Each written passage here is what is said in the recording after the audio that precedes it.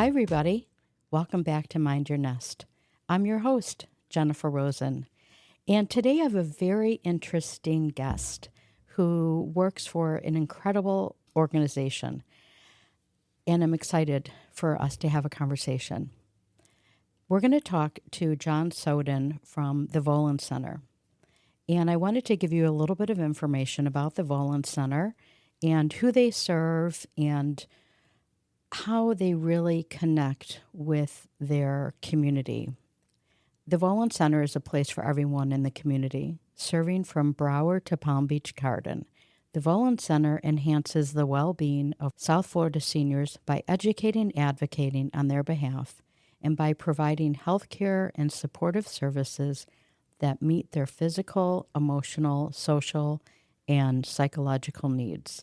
It really is an amazing place.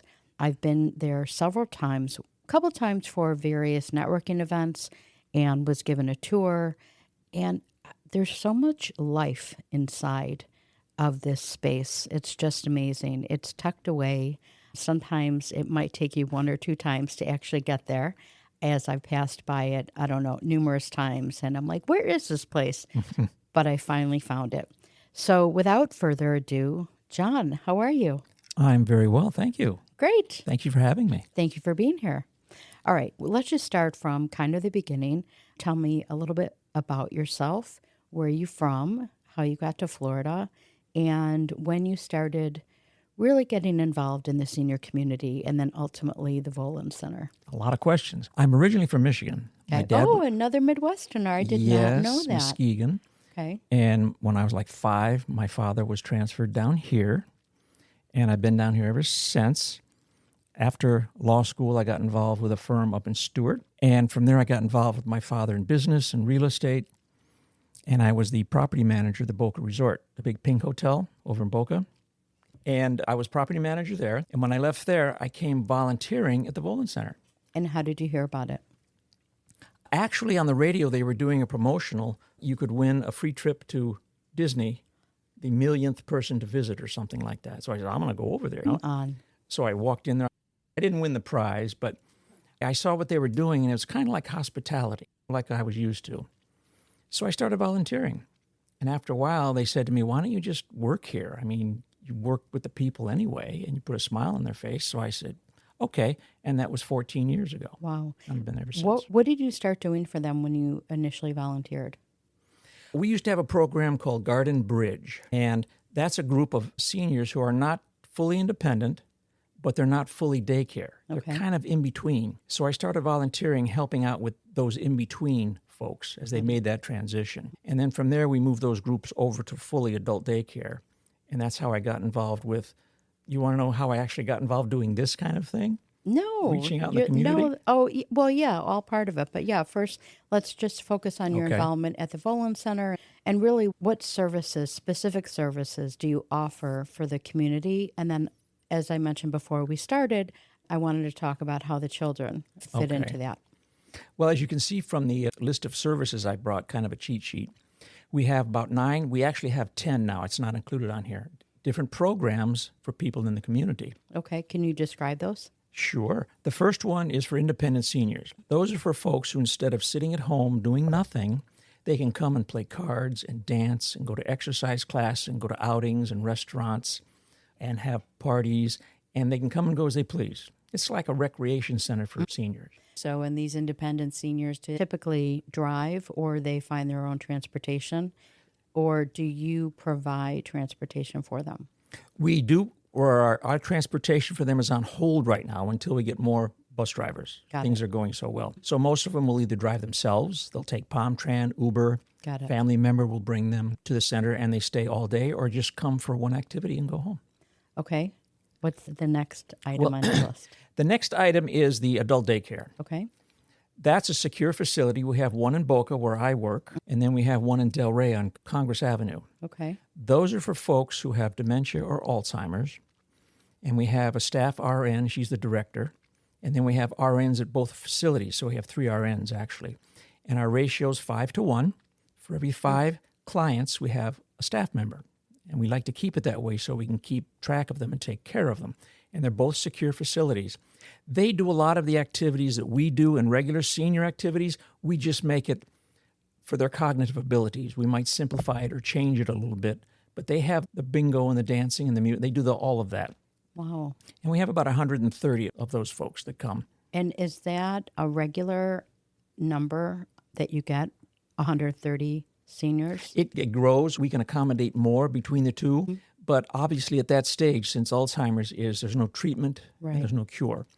So we love them until they move on or until they pass away. Got it. And then we have other folks. We have a lot of neurologists, doctors, and who send us their patients because they need that stimulation. They need that socializing to help at least alleviate the symptoms of the disease. Oh, right. And isolation is never productive for anybody. No. It really is. It's horrible. I had one lady bring her husband to the daycare, and after about a month, she came back to me and she says, "What have you done to my husband?" And I felt, uh-oh, I'm in trouble. But she smiled. She says, "No, this is a good thing. He comes home. He's a little more with it. He's easier to deal with.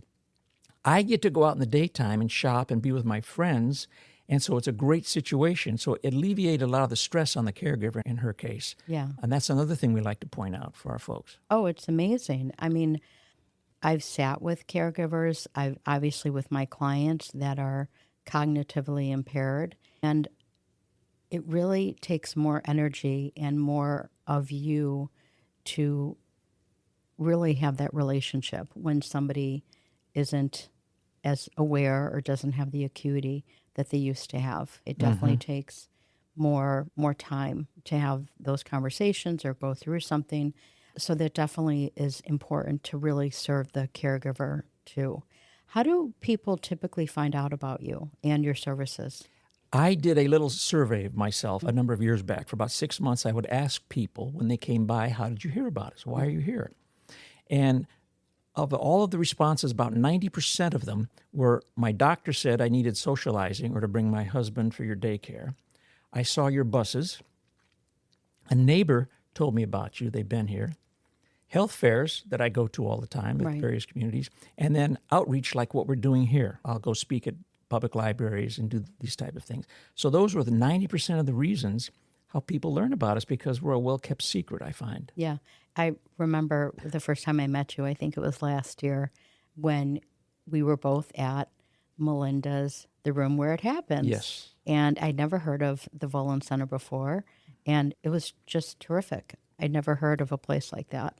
Okay, let's go down your list of other services that you provide. Well, as I say, transportation, we have 30 buses, and we're looking for drivers. Okay. And once we get more and get back in the swing of things, we offer free doctor's rides to seniors. You don't have to be a member, and to the shopping, wherever they need to go. So that's what we're working towards.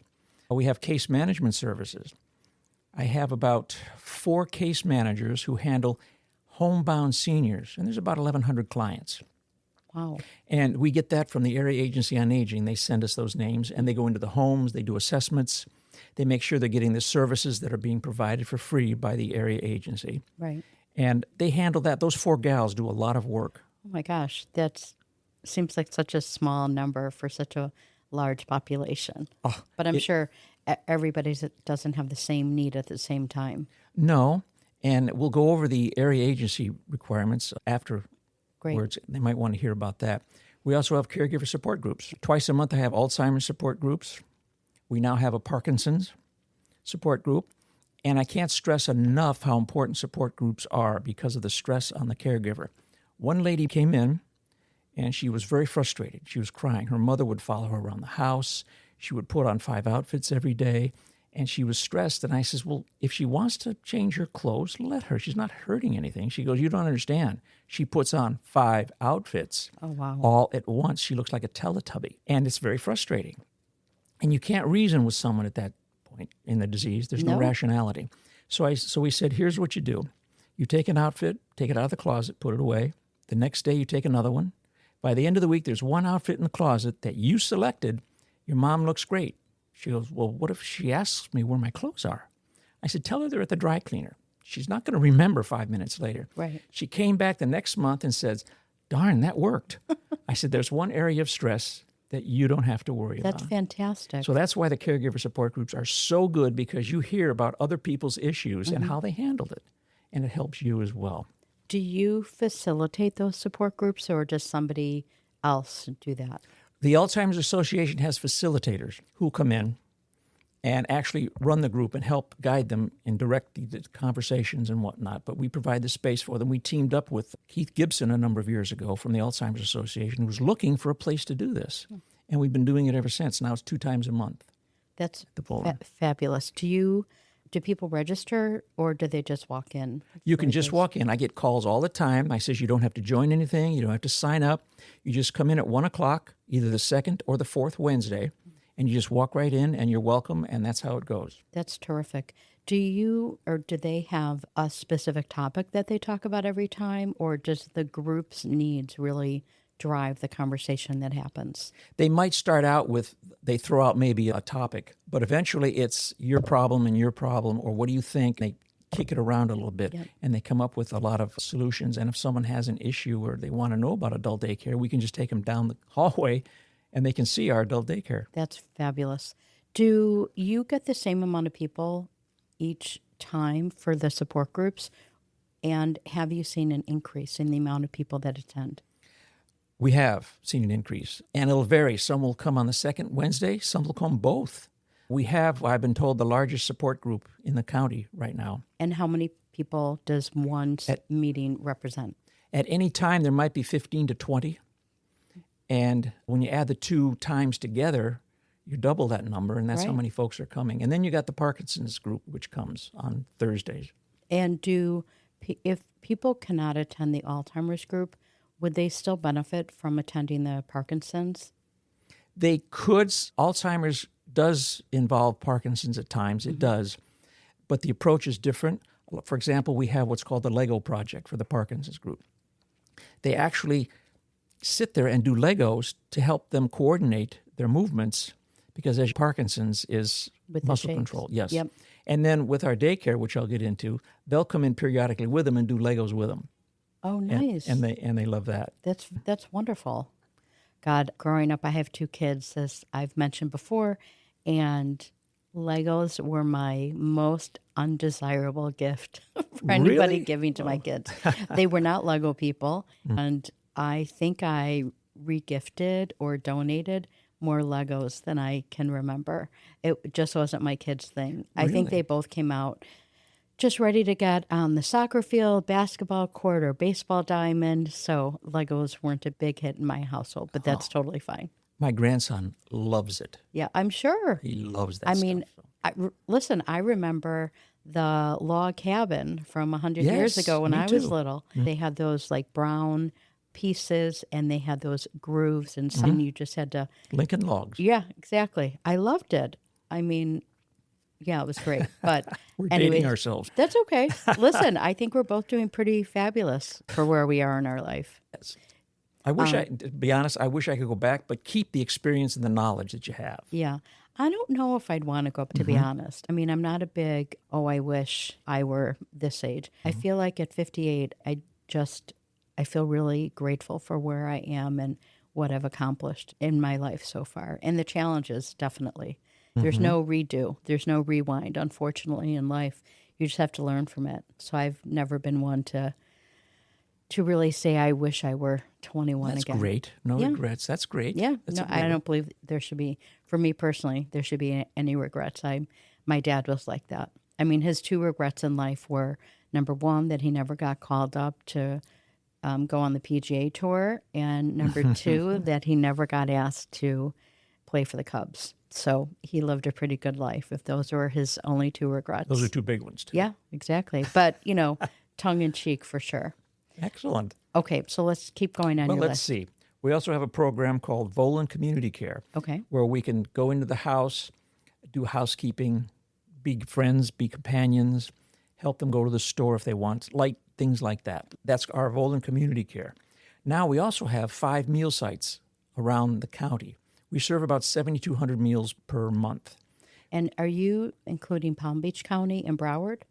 No, just Palm Beach County. Just Palm Beach. Got it. We have 5 meal sites at Pompey Park, Boynton Senior Center, a community called Jamaica Bay. Let's see, at our center, where I am, And you don't have to be a member. You can just come. As long as you're 60 years of age, you get a hot lunch every day, which is put together by a dietitian. It might be roast beef. It might be chicken, hot dogs, whatever it is.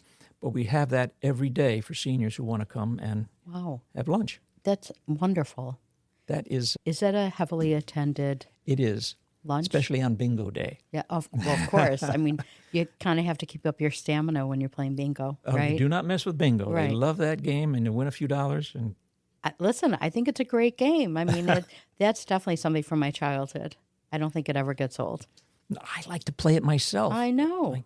I can't because I work there. So Well, obviously. obviously, Right. so Yeah. No, and you can't win a couple dollars either. That would probably be frowned upon. Yes. against corporate policy. Yes. Let's see. We have a program now for visually impaired. We call the VIPs. Okay. On Thursdays, we have a couple, Bill and Carolyn, who come from a Lighthouse Point for the Blind, and we give them a room, and people who are visually impaired can go there and find out what issues the VIPs go through, activities specifically for them, and anyone is welcome. Again, you just come. If they want information on it, I can give them Bill and Carol's phone number because there's other activities that they do around the counties for these type of folks who are suffering from this. That's amazing. So they facilitate this group.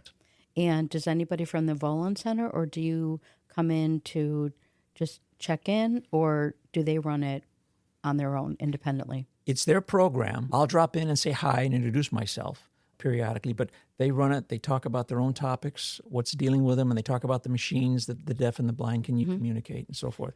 And you might have a lot of people. You might have one. Right. It doesn't matter. As long as I reach one person, it's worth it. I completely agree with that. Do you find that when there are attendees, do the patients or the people that are suffering from VIP, do they come independently, or do they come with their caregiver, or do they come with a family member? All three. Got it. Yes, anything to get them there. They're more than welcome. And if they have a caregiver, it's nice because he or she can sit in and hear what they need, and he knows where to take them and what to do. In other words, they're part of the process. So that's always helpful. That's terrific. As well. That's, terrific. And I know you wanted to talk about our child daycare. We have that program. Yep. We have partnered with the Fuller Daycare Center of Boca Raton. We have a space by our snack bar where the kids, about 25 of them, little 3 and 4-year-olds, and we have a playground out back for them. And parents that are working need a place to have their kids be safe. Right. So they come and they leave them there all day long till 6 o'clock at night, some of them. And what time is the drop-off? 7 a.m. Oh, 7. Wow. Yes, 7 a.m. they can come and drop off the kids and go to work and then come back and pick them up. And then periodically the kids come out and do activities with the seniors. I love that. So when I was there the first time, and I know that there are different entrances, correct, to the Volen Center? So the door that I walked in was right at the snack bar, and I immediately saw the kids when I first walked in. There was so much light, and I don't know, it was just so pure, and kids are amazing. I mean, obviously they haven't been exposed to the world, and they really haven't had any trials or tribulations other than the typical crying, being hungry, and all the needs of very little people, toddlers, infants, or whatever. And I remember seeing the interaction with some of the seniors that were there, and it was adorable. I mean, really warmed my heart because I feel like both age groups were getting something out of it, even if, let's say, the 3 and 4-year-olds had no clue. They were definitely getting something out of that subconsciously, I feel. Well, they call them their grandmas and grandpas. Yeah. And my favorite is Halloween. They go from office to office all dressed up in their costumes, and we give them candy and whatnot. The 3 and 4-year-olds or the seniors? 3 and 4-year-olds. Oh, I love that. Do that. And then Christmas time, they'll be part of our Christmas, and they'll sing Christmas songs for the seniors. Wow. And then periodically they'll come out and do coloring games and things like that with them. So it's good for them. So I know you talked about how that you have an outside area for them to play. You also have an indoor because obviously during the summer heat and rain and humidity, they can't be outside for the majority of the time, I would imagine. So what type of exercises or what type of playroom or room do they have to do all their activities? The kids have it used to be years ago, it was a porch. It's been enclosed with air conditioning and whatnot. And it's about 1,200 square feet, something like that. And they have all kinds of activities around the wall and games and little cubby holes they can put their... I like nap time because they're Oh, I not do napping. too. They're over there waving at you through the glass and this kind of thing. Listen, napping means a completely different thing when you're 58. I mean, when I'm napping, I'm not playing. And they could go all day long. And then they bring them pizza and they have food for them.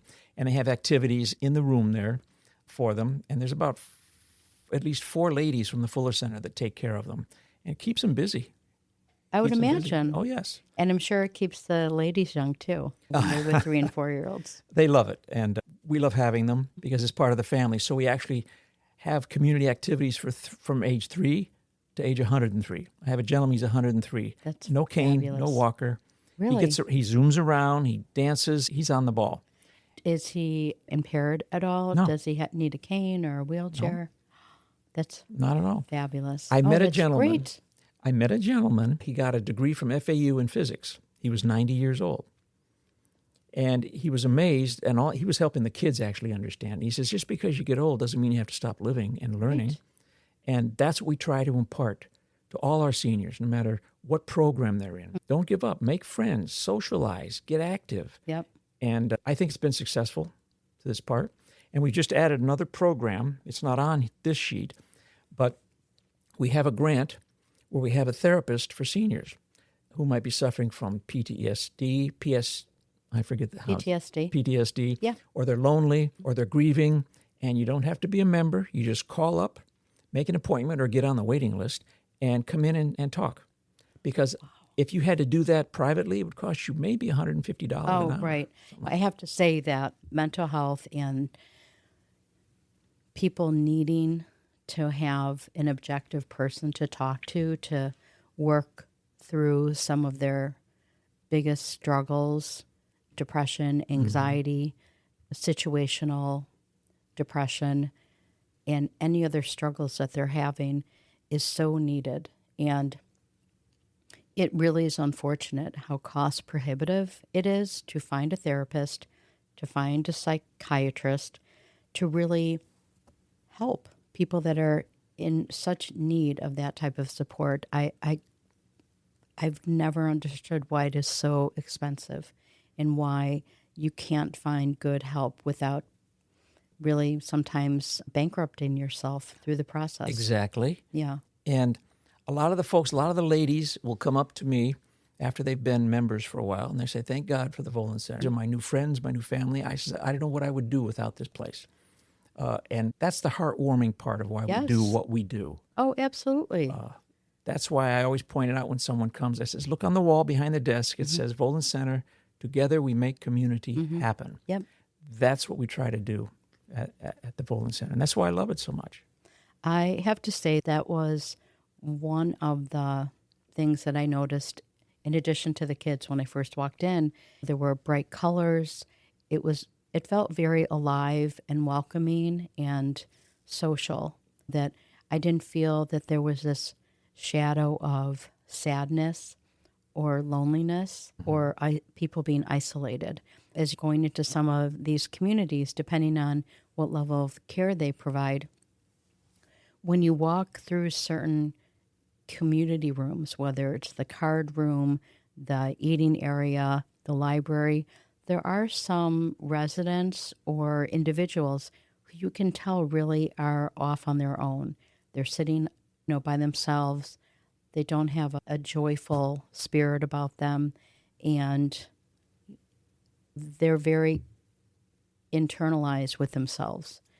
And I know that definitely happens as people age and as they're grieving, or if they lose a spouse and now they're on their own, that sometimes that loss really has a negative effect and brings people inward, that they want to just shrivel up and kind of just exist. They're not really living. But the wonderful thing that I've seen and been part of are really, like you described, those seniors who have been through that, but realize that there is life after loss and want to take every advantage they possibly can to live their life fully and completely while they're on the planet. I get kids who bring in mom or dad, and you can tell they're nervous because it's like the first day of school. Right. They don't know anybody, but our staff is such that they'll take them and introduce them to other folks. I have a few members. They're members, but they're also my volunteers. I call them my concierge. They'll see if you're alone. They say, hey, Jennifer, come on over here. Let's look at this card game. Let me help you with this, or get you involved. Yep.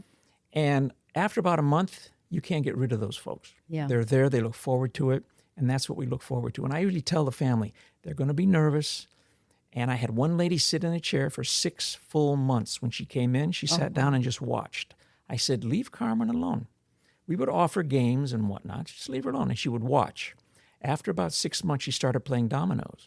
She started going to bingo. She started going to live entertainment and dancing. She started to come out of herself, but it took 6 full months.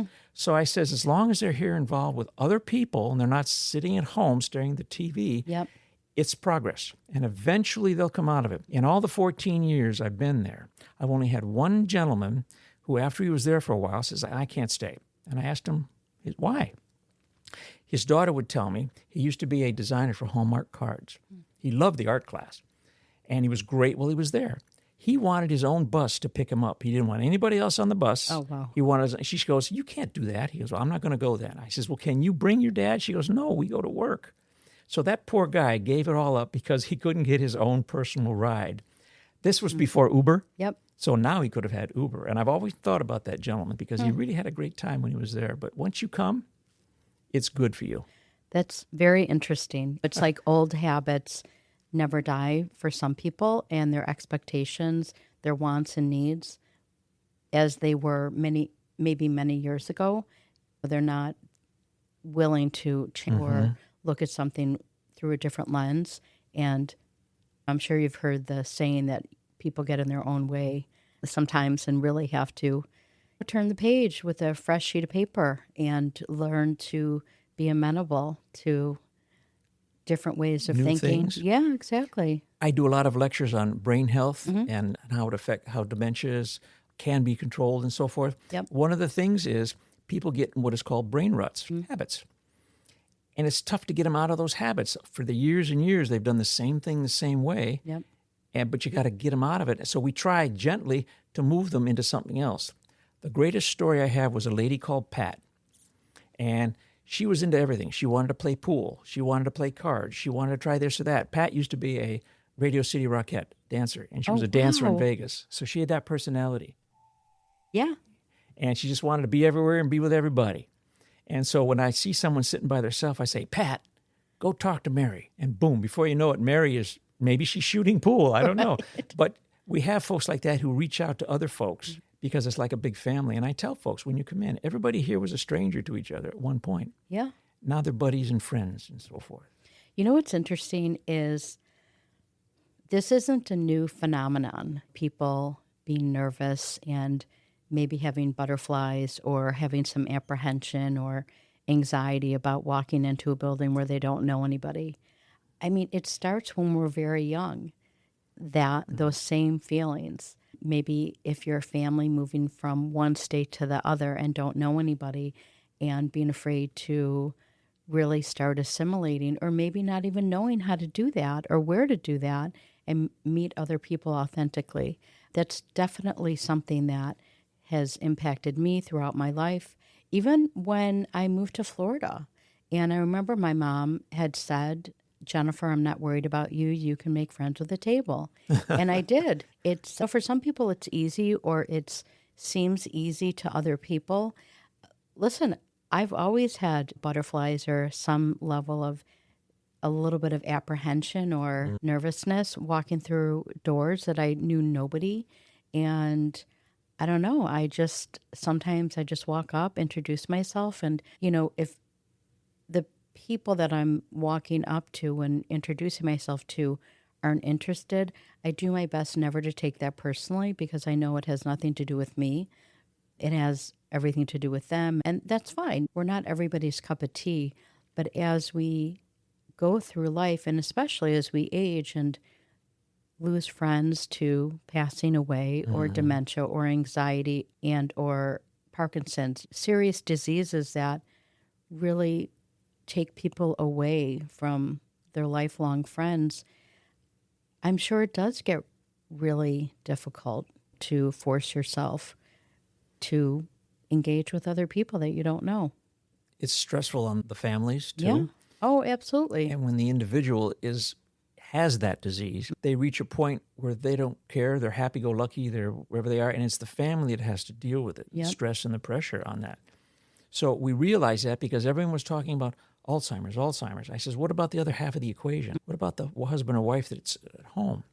And so I like to address those issues and those folks as well. Oh, absolutely. I mean, the family members at some point, and for some diseases, are the ones that are absorbing the majority of the disease because their loved one isn't aware of what's happening to them, depending on their mental acuity, their cognitive awareness, and really what's happening to them as they go through the aging process. And I agree. I mean, I've sat with family members that really don't know how to properly be the same family member to either their mother or father. They don't know what to do. They're not sure. They're scared.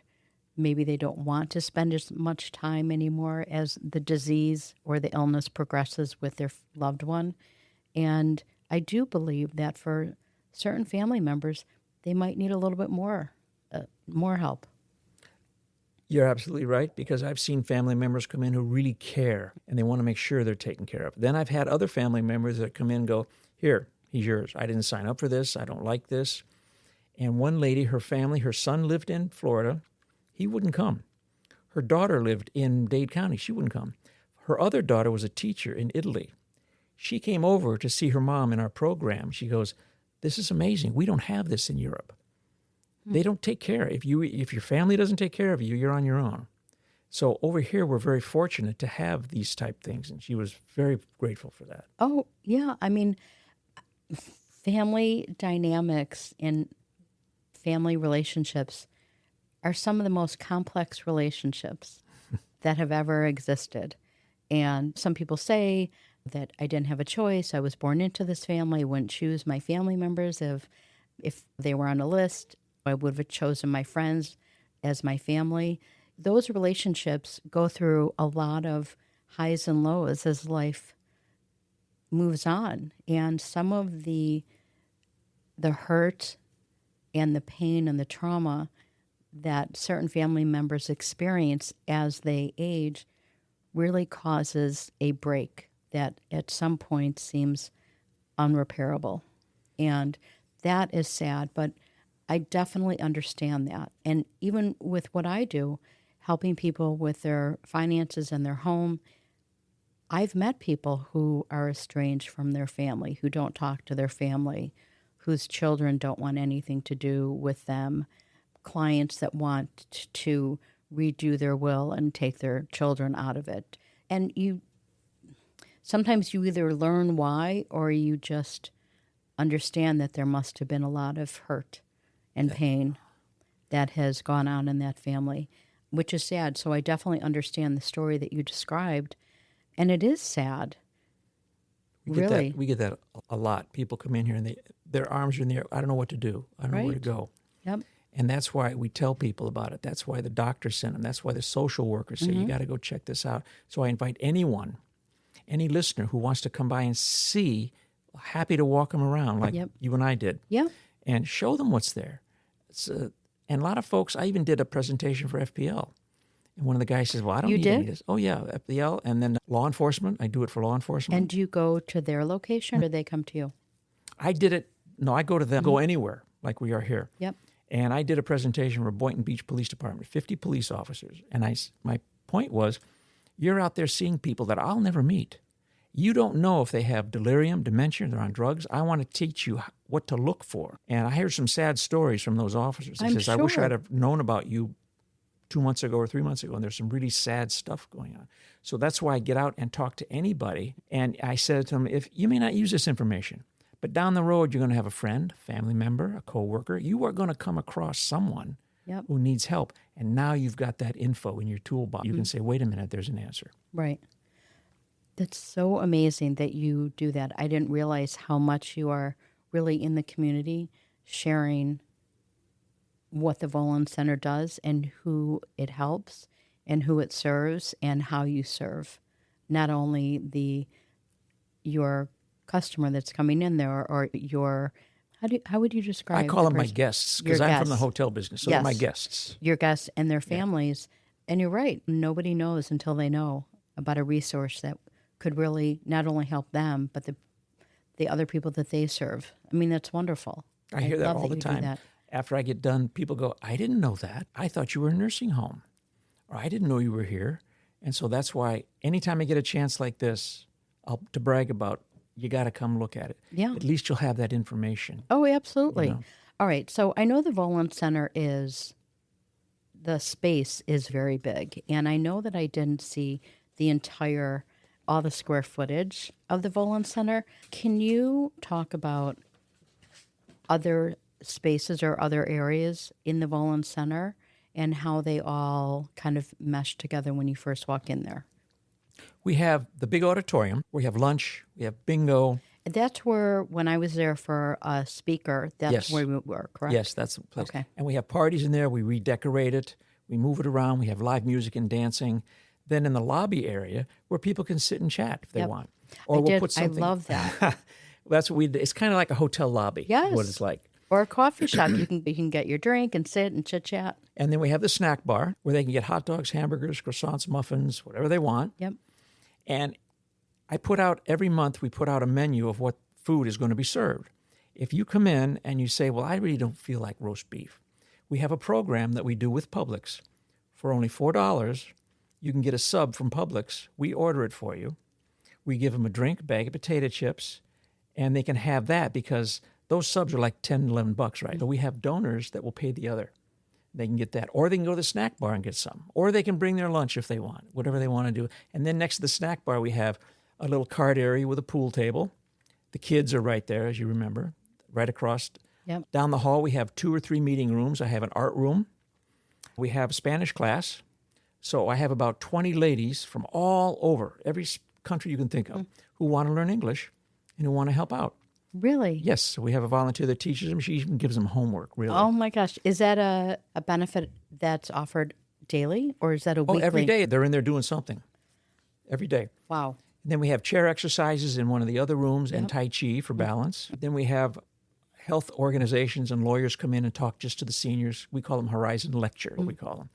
Stuff that's benefited for them, doctors and dentists and so forth. And give me an example of a topic that the lawyers would speak to the seniors about. I have about 6 elder lawyers that we work with, and they'll come in and talk about estates. Yep. They'll talk about guardianship, in case you need that, protecting your assets, scams. Older people are big targets Oh, I know. for scams. It's unbelievable. Really, one of my clients has been the victim of fraud for months and months, and has dementia, and she's the perfect victim because they believe Yes. every phone call, every text message, and it's so devastating, really. I've had several examples of that happen to our folks. And I usually tell the family members, number one, don't give them a credit card. Oh, absolutely They not. don't need a credit card. Right. Give them one of those phones, those cricket phones that you can't get all this nonsense off of it, because all the kids give their parents these smartphones and they sit there punching them, going, they don't know how it works. Right. I said, all they need to do is talk. Hello, I'm here. Yep. And we get that. So I bring in attorneys for that. I even bring in law enforcement to speak on those topics. And then health issues like spine health or diet, which is important.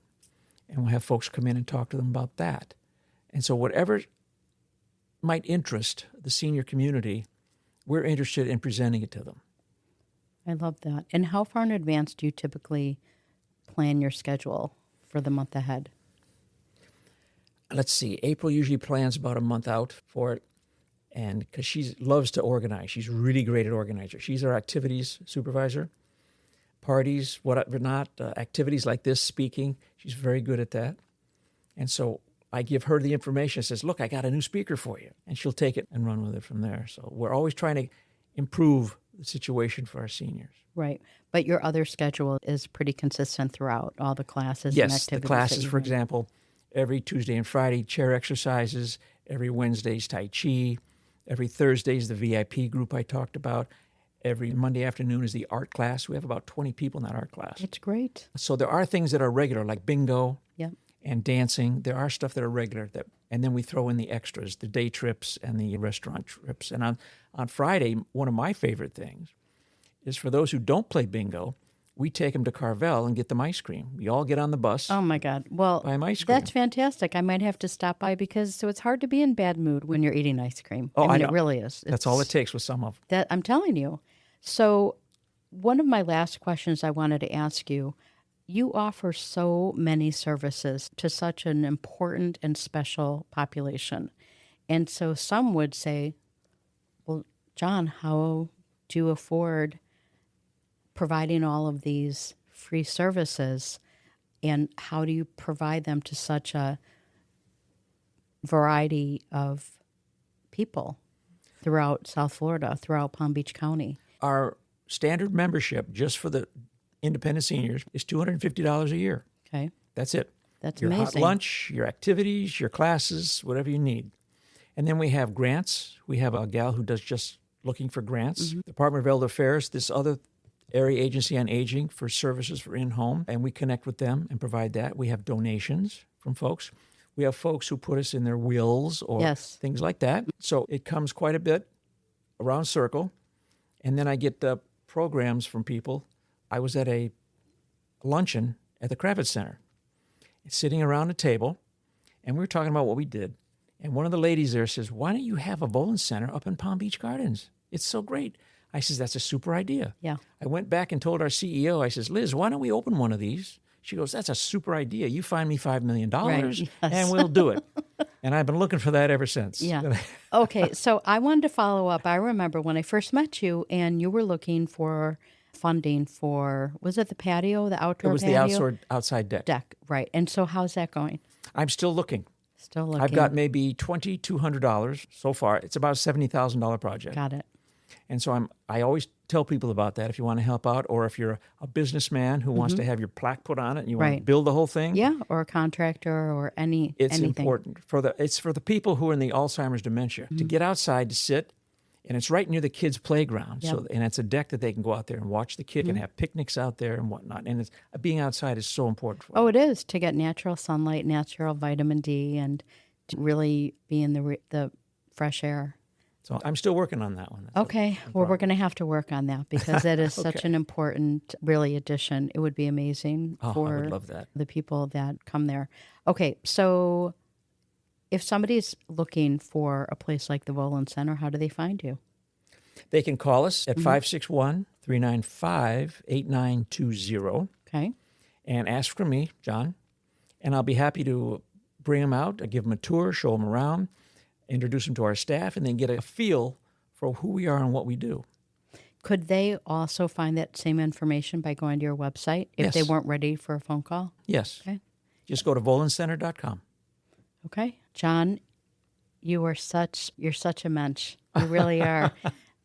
There was something about you when I first met you that, you're so soft-spoken and you are incredibly passionate and all in with what you do, and how you really provide such a wonderful space and wonderful place for our aging community as well as their family members. And my of course, as well as for the 3 and 4-year-old parents. Oh, you yes, know, yes. That definitely get a huge break. I love doing it. I love going out in the community and trying to improve things for our seniors. Yeah, you can tell.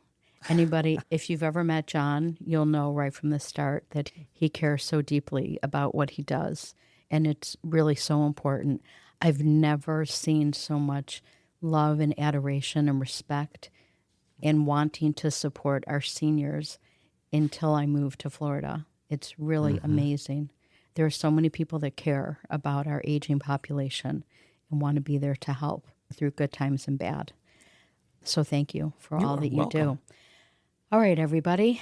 Thank you for listening. Thank you for supporting us.